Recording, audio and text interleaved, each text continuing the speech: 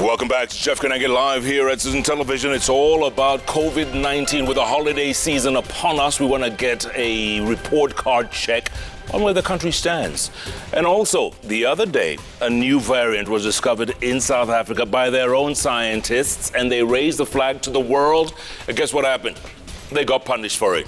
South Africa shut off. Actually, 7 Southern African countries shut off from most of Europe and the Far East. Why? Who does that? Is that discrimination, racism, vaccine, apartheid, whatever you want to call it?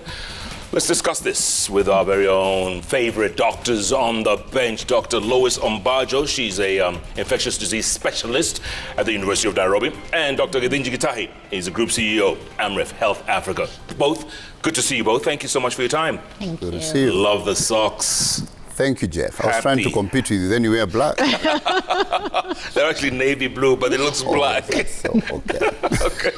Karibuni sana. Thank you. So, am I right here that this new variant, Omicron, or what do you call it, Omicron, was discovered by South African scientists? And they raised the flag to the rest of the world. They said, hey guys, by the way, there's this new strain. Is that what happened? Basically, that's what happened. They began to note that as they were doing surveillance, which is a good thing, countries that have a good surveillance network are able to identify threats earlier. So as they were doing the surveillance, they discovered that there's something that looks different from what we've noted in the past. And they began to share what they call the sequences, which is just what does a gene look like, you know? And they began to share that. And then, yes, people confirmed that it was different from what had been seen before, and they shared that with the WHO. So, yes, they raised the flag and said there's something we're seeing that's different from what has been seen before. And Dr. G, they raised the flag and they got slapped down for it. I watched an interview you did on CNN over the weekend, and I said, yes, doctor, well done. Because they were trying to say, you know, this is Africa. If it was, we told you, these Africans, this is where the disease is. This is the what do you call, ground zero, if you will. So it was very unfair, huh? In whose hands are we safe? You know, I watch you a lot. Yeah. Because really, I think, you know, this point is that we are only safe in our own hands. There is significant discrimination, selective travel bans, which have actually on my CNN clip, I called it racism. It's what it is. Because you have a situation where you have a variant which, by WHO standards, is supposed to be reported once you find it. That's the requirement of every country. We call those international health regulations of 2005. We are renegotiating them now with WHO. But they require that if you find a biological element of danger to the world, you must report it. So South Africa finds it through very good genomic sequencing and reports it. This virus, so far, is available in more than 15 countries. We have information that actually some countries, like the Netherlands, had this virus even before. The first sample that was found to have this by the South Africans had been collected on 9th of November. When did they report it? Maybe 24th, 25th. So you're talking about almost 2 weeks or something. By the time there's UK and others are saying, now let's lock down travel, this virus is all over the world. And it's in Israel. It is in Czech Republic. It is in Germany. So why do you select 6 African countries and say these are the ones we are banning to travel to our countries, but yet your neighbors have the same variant? What is the aim?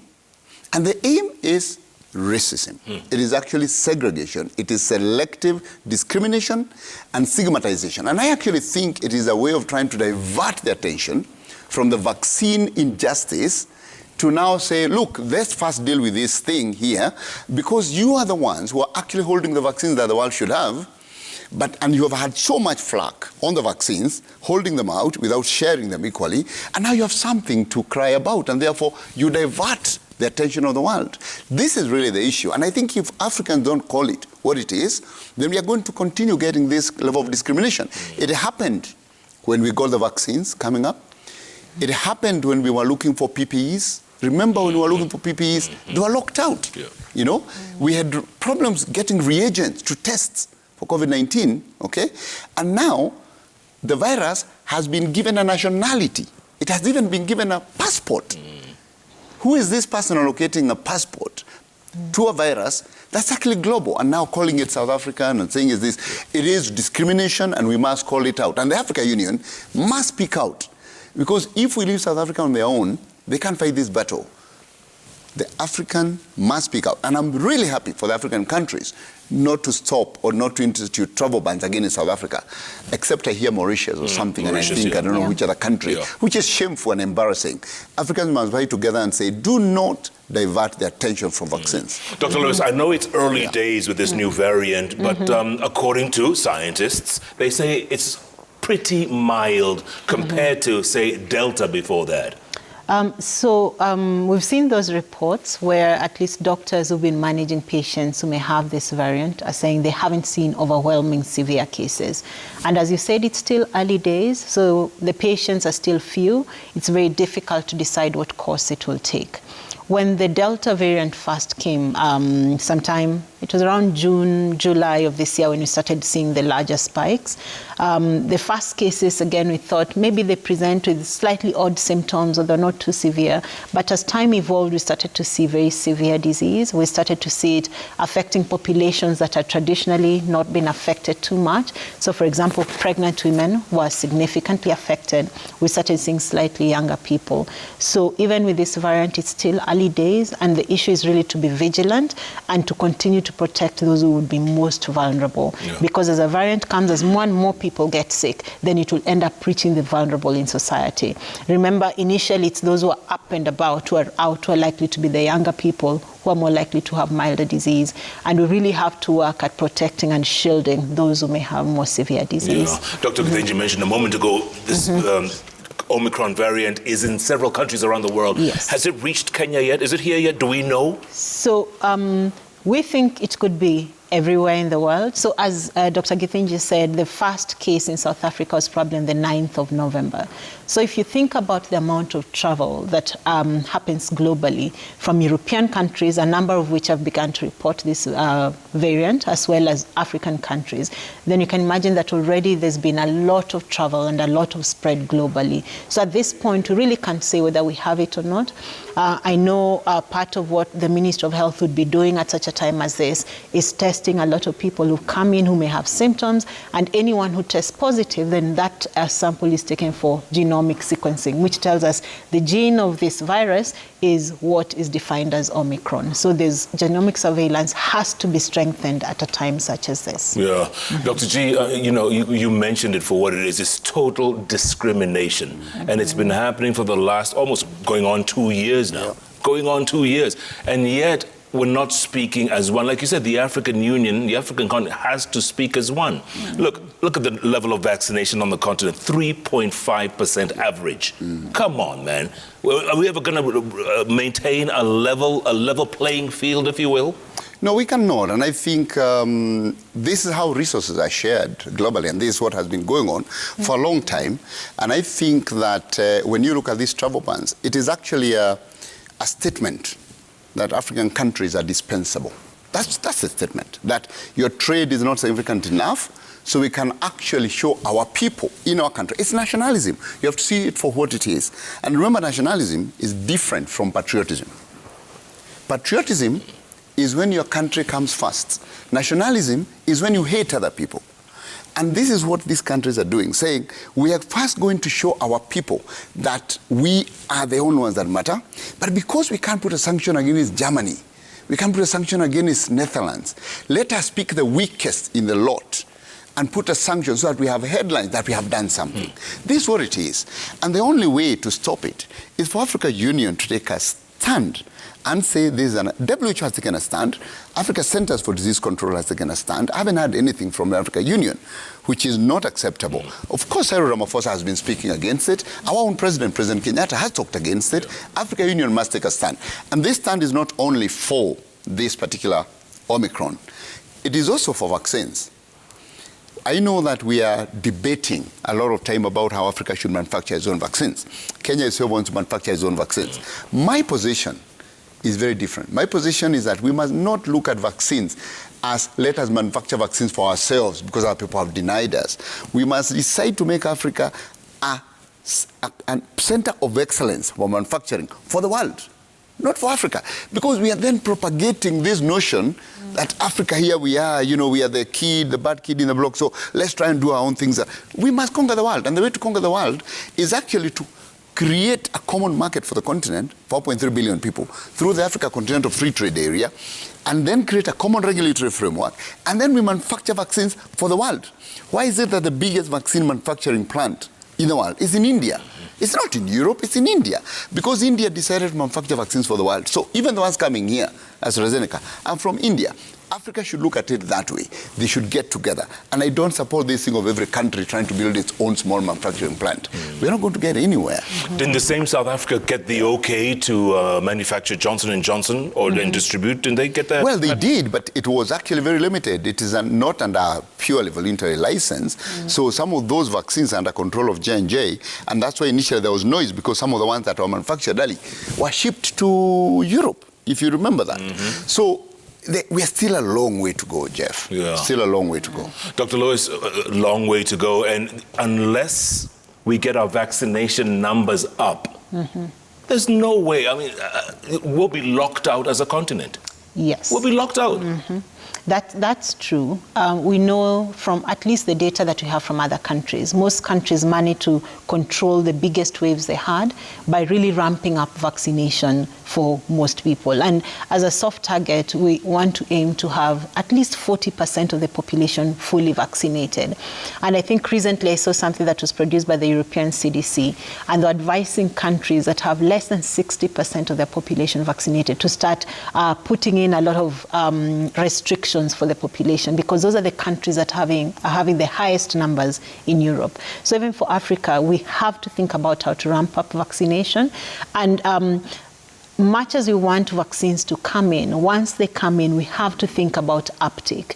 As it is, Kenya has had quite a bit of vaccines in country, but the uptake has been quite slow. It's only in the last week or so that we're seeing people beginning to go in for the vaccination.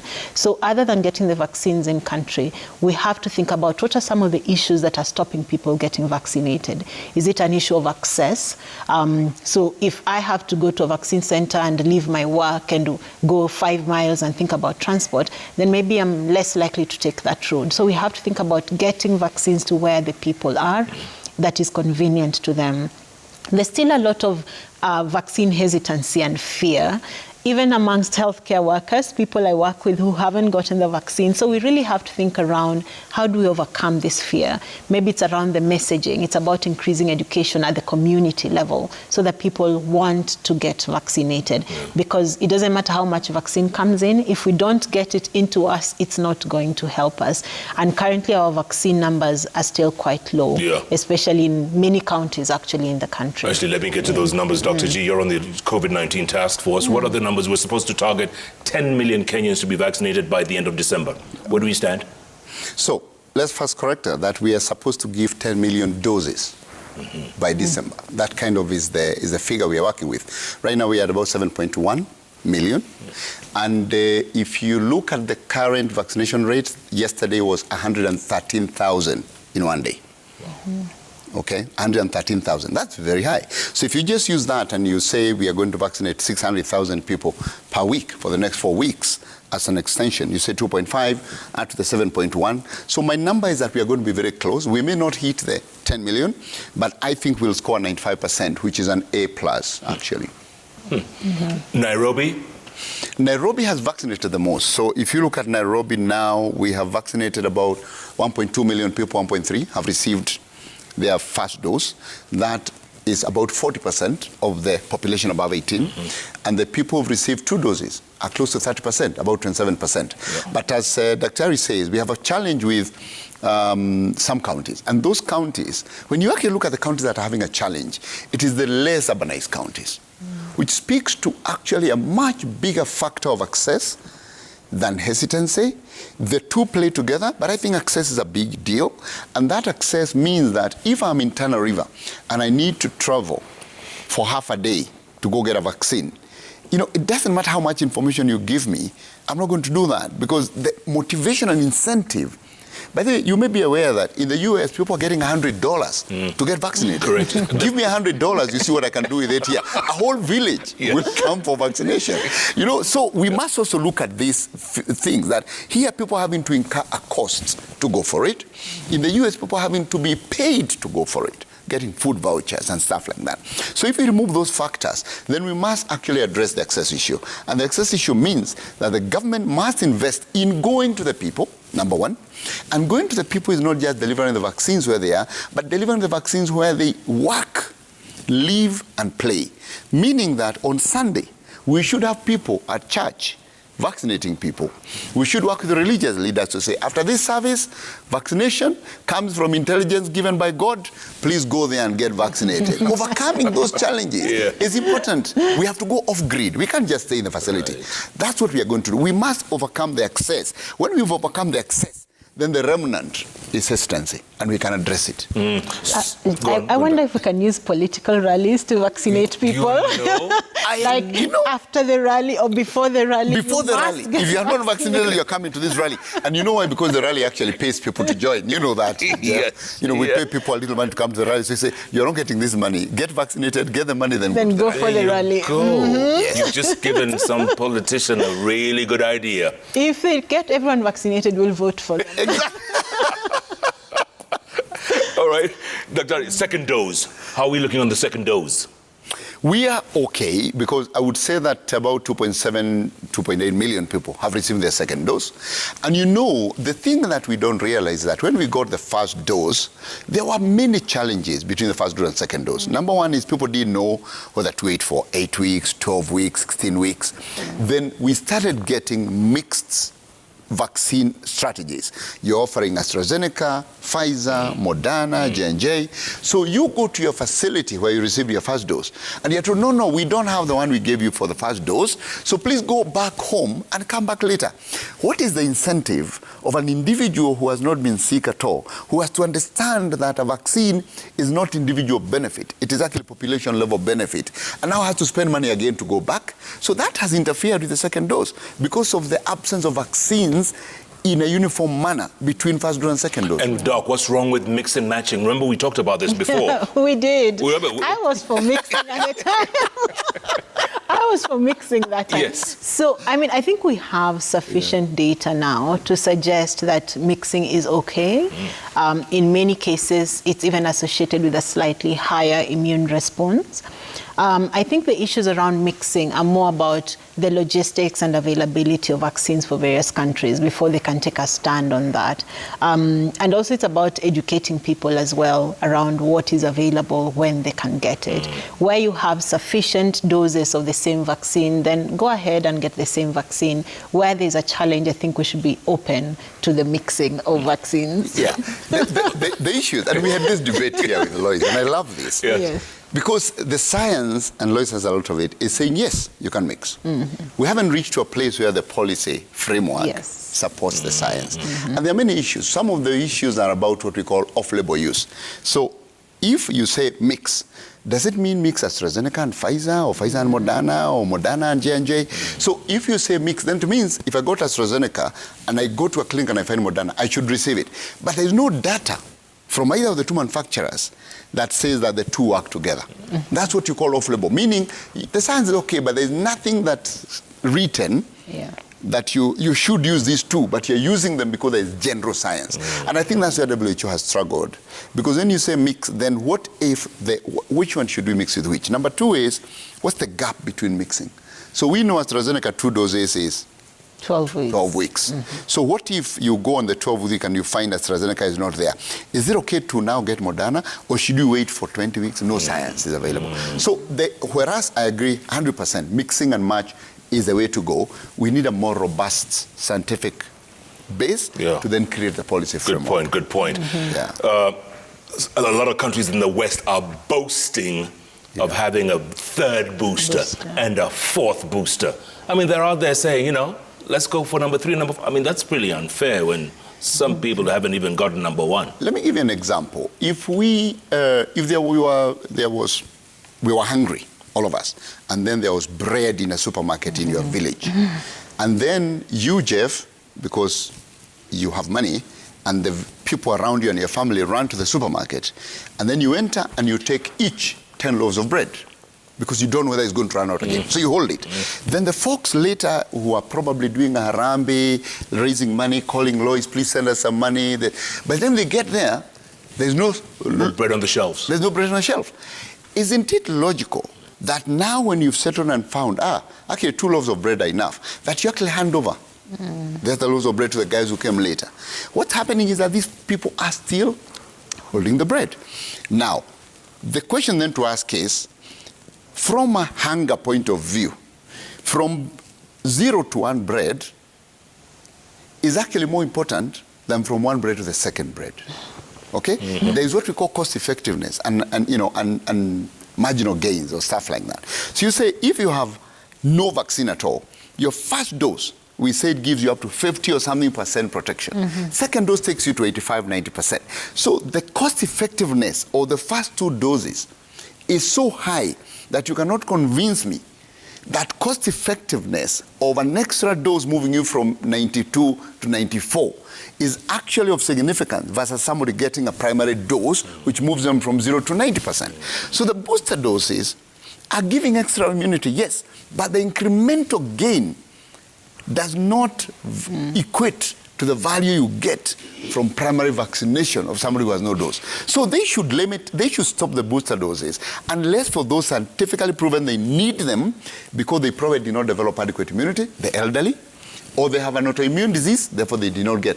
That should be, but saying you're rolling out that dose to everybody, including children, is actually just saying, I can't do this because this is a family show. But it's basically saying, you do what you want to do. I would have used one word, but I won't. Please do. Yeah. I think maybe one of the things that's important for people to realize is if you get, as he rightly says, a first dose, you achieve some level of protection for everyone, which means you reduce the speed with which the virus is moving in the community. And when you reduce that, you also reduce emergence of variants. So by getting everybody vaccinated by at least some dose of the vaccine, you actually protect everybody else, both from whichever variant is there and from future variants as well. So in order for us to get ahead of these variants, we need to reduce the amount of virus in the community. And that's by vaccinating the highest number of people we can, as opposed to super vaccinating just a small proportion of that population. Yeah. Exactly. Before I go to break, real quick, the greedy ones, the Dr. G was saying, with the 10 loaves of bread at home, those loaves of bread have a sell-by date. And I'm sure the vaccines have a sell-by date, don't they? Won't they expire after a while and you're still hoarding them? So I think one of the things is so earlier in the response is the countries that hoarded a lot of vaccine then started quickly giving them away as they're approaching their expiry date. Exactly. So it's probably, and the problem is when they now give such a large volume away at once, the logistics of trying to vaccinate many people at once is also difficult. So it's better to release them as they come so that we're able to vaccinate more people. Agreed. Agreed. I want to take a break, come back, talk about vaccine for kids. We've got Pfizer, I think, that's in for 15-year-olds, is that right, for teenagers? Right? That just came in. What are your thoughts on that? And also, do we have enough vaccines in the country? Or are there more coming? I saw, I think 1.4 million came in for AstraZeneca or something. Yeah. So are there enough in Kenya right now? Yeah. And also, it's a holiday season. People are going to be traveling, and the virus will be traveling with them. Is there a cause for concern? Wow, what a conversation we're having, folks. I'm sure you guys are being as enlightened as I am. When Dr. G and Dr. Lois show up, you need paper and pen in hand. Keep tweeting at Koinanga Jeff, at Citizen TV Kenya, the hashtag JKLIVE. JKLIVE takes a break. We'll be back in a moment.